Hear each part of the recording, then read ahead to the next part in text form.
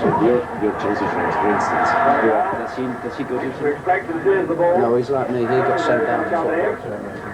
Is he banned? No, he was in prison. None of us are banned.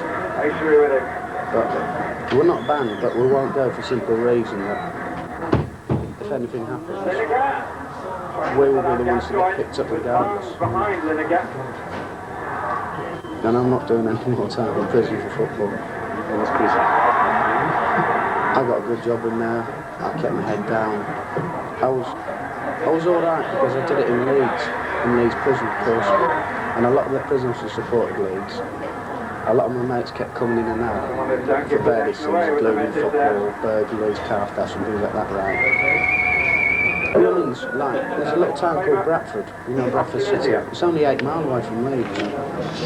I've been to this. Yeah, and if we go drinking in Bradford from right out, because we're known, they all know who we are now. They tend to provoke fights with us. Your problems with the agency. Pointing ball. Yeah. Oh, individual. He's a good player. I don't know why. Individual-wise, as a football team, individual, they're very talented, aren't they? Like Peter Shorten's probably the best goalkeeper in the world, maybe second or third. Yeah. Right? I mean, if England can't even beat these are part-timers in this weather, what chance have they got in Italy against people like the Italians and things like that? Austrian drew 1-1. Come out of prison, I decided that the only way I was going to clear my name and prove that I wasn't what people said I was to do something. I worked at Melbourne Football Club. Did you? In the community scheme. Have you heard what they do in England now? They go around different schools, youth clubs with the players and teach the kids football and that, you know, trying to encourage them not to go and get involved in trouble and everything. And we also, every Friday, we used to visit a young offenders institute, you know, a prison for young people. And again, we used to do football coaching with them and tell them about, you know, violence and that. I mean, like, not to get caught up, because it's just not worth it, you know.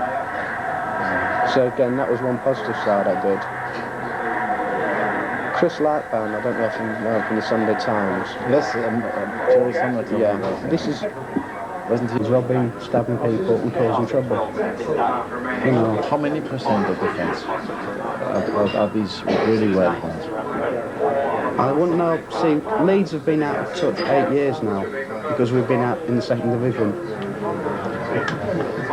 But Liverpool fans are notorious for black knives.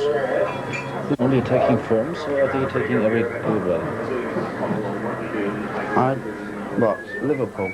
Yeah. Or just Hazel, a mixture of typical what happens when England fans go away. They get too much for a local. In Sardinia, Yeah. Have you got another light for me? Sure. because they try to ban alcohol in Sardinia. Do you think that's a solution?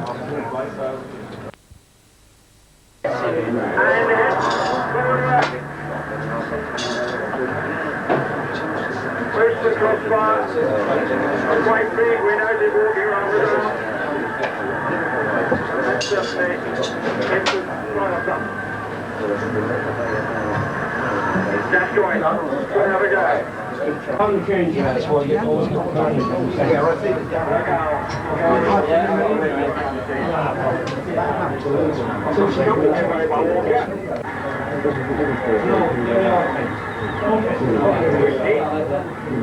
Most famous football in Europe. Without a doubt, Don't go if you see what I mean.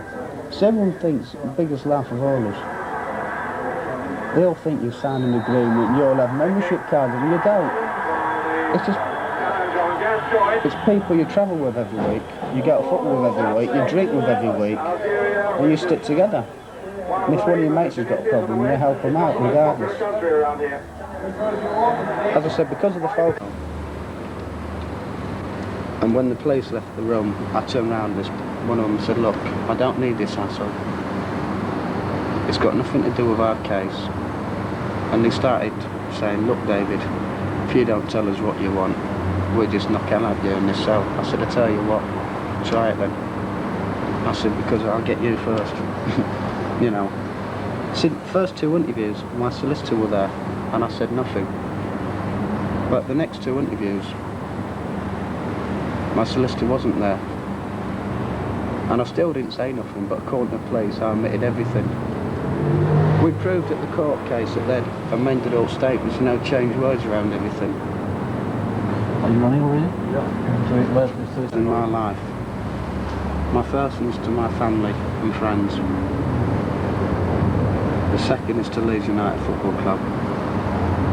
The third is to the Parachute Regiment. Even though I'm out the army now, I'm still very loyal to the Parachute Regiment.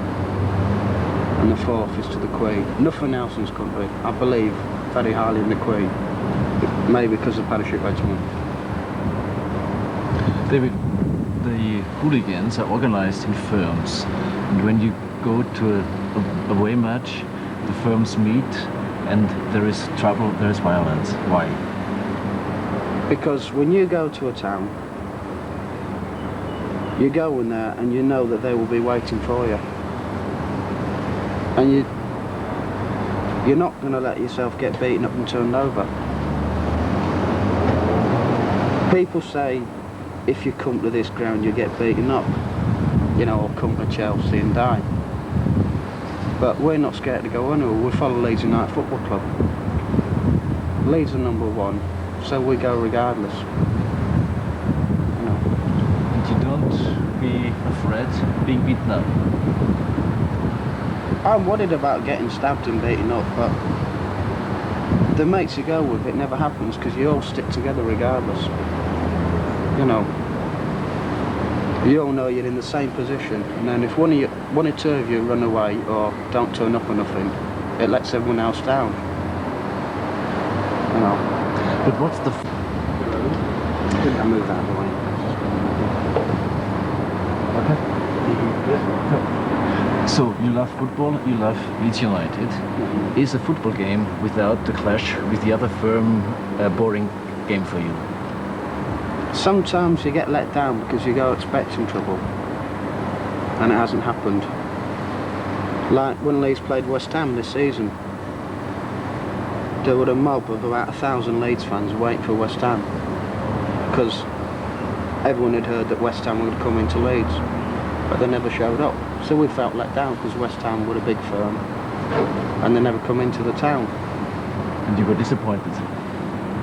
I wasn't, because of what's happened 3 years ago. I don't get involved, but a lot of the people, the lads involved, were very upset about it, you know, because they felt like they were going to have this big fight with the West Ham hooligans and they never turned up. So you're really looking forward, or some people are really looking forward to these clashes? Some people live for it. They just live for fighting at football, you know. I can understand why a lot of them do it. Some have not got no jobs. Others have grown up together. Others, it's their only form of excitement, you know. While we're here, I told you inside, I'm explaining the difference between a football hooligan, stroke thug, and the actual football lads who go with the firms. I stopped 3 years ago, after prison, everything, as I explained to you. You don't have to do anything to be in a firm, as such. You go everywhere, you get respected, your face gets known. If there's trouble, you're expected to stand with your mates and fight. And if you don't do that, the firm don't want to have you there, because you might as well go with the supporters to watch the team play as well. I must stress that all the lads in the firms go everywhere with their clubs. They follow their clubs everywhere. Home, away, Europe, when we're allowed back in. They all know about football, they're very knowledgeable about football. But something to be in a firm, it's like the gangs in America. You know, they come from different areas. Like London, they have set areas like South East London is Millwall's Manor, it's their firm. South West London, where we really are, is run by Chelsea fans. You go across to the East End of London, everyone knows that that's West Ham's Manor. You go North London, that's split between Arsenal and Tottenham. Now say a group of the West Ham fans went for a drink in North London one night, you can guarantee there will be a clash with the firms from North London. because they want to know what they were doing over in their manor. And you have to climb inside the firm just like in a company. You have to prove to the firm that you are a worthy member of it. Yeah. I'll go back to the original point. You get the hooligans who just go hell-bent. They don't care about football, they don't know about football really. They just latch on to, if they know there's going to be trouble, they latch on to something. What I'd like to see is a lot of them people who think they're hard cases go through some of the things we have in the past. Like, one year at Norwich, there were 10 of us and there were about 100 odd Norwich fans. We didn't back off, we just stood a ground and fought with them. Now, all the Norwich fans think now they were good lads, because we didn't run away, we stood and fought with them even though we were outnumbered. And you achieved something there. So you respect each other after such a fight? Well, we didn't respect them, because 100 of them should have done us, you know. How many were you? 10, 2 cars. But things like that. Whereas, if there's 200 of you and there's only about 20 of them, it's not worth getting involved, because that's not hard, anyone can do that, you know.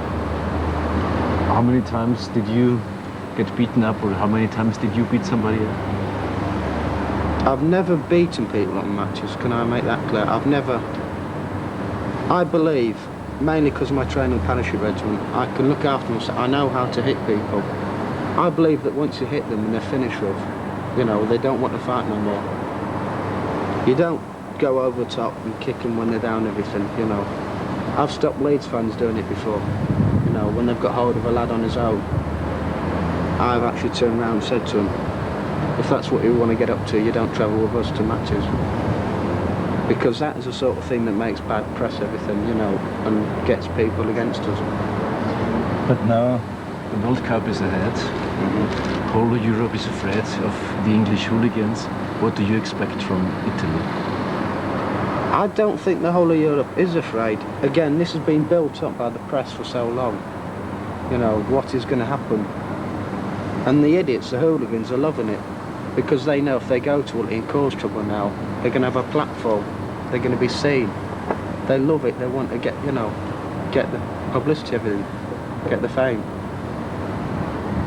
The Dutch fans, they're just as bad, some of the German fans. The trouble in Italy will be a lot with the Italians because of Hazel. I mean, it was Liverpool fans involved there, and what they did, Liverpool should have been kicked out of the league for killing people at matches. We've never done that before. But the Italians, they just won't attack Liverpool fans, they will attack English fans because of it. So you think it's unavoidable, there will be trouble in Italy? It will not be the pitched battles that everyone is expecting. You know, everyone's expecting there's going to be riots, and the Italian police have got it well sewn up. The English police are doing a very good job to try and do what the individual clubs are doing the best they can. It'll be odd clashes outside public houses and when people are on their own, things like that. And when the Dutch fans meet the English fans or the Irish fans? The Dutch fans, we haven't been to Europe for so long, so we don't know what to expect out there. A lot of the lads from the firms are not going because they're known for trouble. So if they were to go over there, there's a chance they wouldn't even get in the country. The Italians would say, you're not coming in the country. Or else if they get in the country and there is trouble, regardless if they were involved, because they are known to be organising a firm, they will get picked up for it. You mentioned before your loyalty to the Queen. Are all the supporters, all the hooligans, are they nationalists? Are they racist? They are very British. A lot of the hooligans are racist as well. But I take everyone as they are. I don't care what colour someone is, as long as they're not giving me a problem or my friends a problem. But there are many hooligans. There are definitely. A lot of the hooligans are still National Front. They still believe in the National Front. And they're against blacks, against Jews, against Arabs. I don't think they're against Jews, really, because Tottenham Hotspur are a very Jewish club, and a lot of their supporters are Jewish. But definitely, a lot of them do not like the blacks and the Asians. The people I hate are the RA for what they do, and the Muslims, because they bring their wars, their religions to this country. Expect us who live in England to abide by their laws in our own country. And yet when they break our laws, they claim it was out of religion, and they get away with it in the courts. Like the Salman Rushdie? Yes. No. Some of the things that they've done at those Salman Rushdie demonstrations are a lot worse than anything I've ever beaten policemen up and that. I've never done nothing like that, but I got sent to prison for fighting other football fans. Yet they all get away with it because it's religion. You know, the government will not, they don't even kick them out of the country. You know, and it does get you very angry. So is there not only the football and the fun of having clashes, is there as well motivation, ideology behind hooliganism? Yeah, you believe in your firm, and you believe that you're number one. If you spoke to a group of Chelsea fans today, they would say the same. If you spoke to Man United fans, they would say the same. You're number one, and you want to stay number one. Is it a social problem? Thatcher, unemployment, poverty? With a lot of people it is, yeah. But saying that again, a lot of the actual firms, they've got good steady jobs, they've got good money, else they would not be able to afford to travel. They work hard. I think a lot of it is people work so hard during the week, but when they get together with mates on a Saturday, they just want to relax and unwind.